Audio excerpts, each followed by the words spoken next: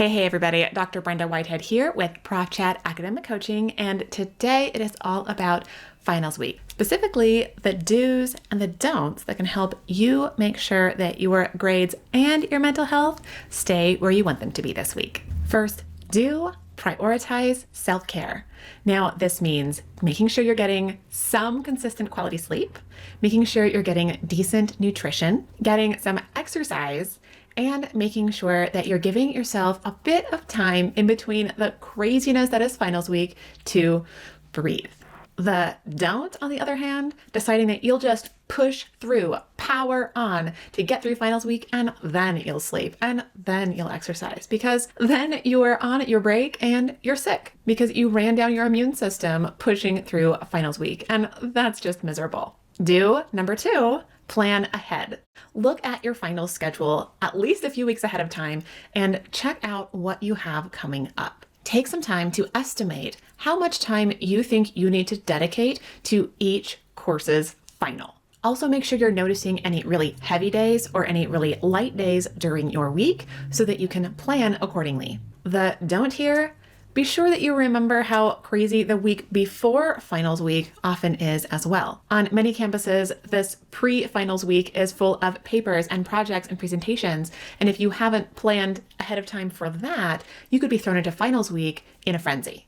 The third do, be strategic. Think about your finals and the courses and decide which ones deserve extra time and which ones you may be able to get by with maybe the minimum. For example, you might prioritize that exam in that key major course and spend a little less time preparing for the final in that gen ed that's just checking that box. Or if one final is worth 50% of your grade, you probably will want to dedicate a bit more time preparing for that one than the one that's worth 15% of your grade. The don't that goes with this one, don't completely blow off any major exams or grade components because those courses still count toward your GPA. Do number 4, find a study buddy. This is somebody who you can have some accountability with.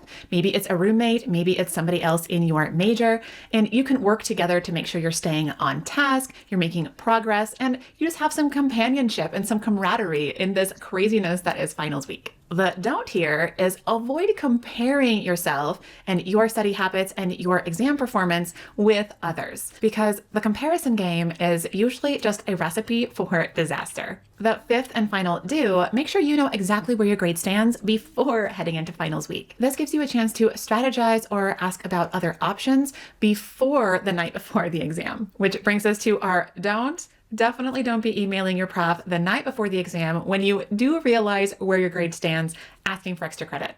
At that point, it's just too late. So being able to calculate that grade ahead of time is key.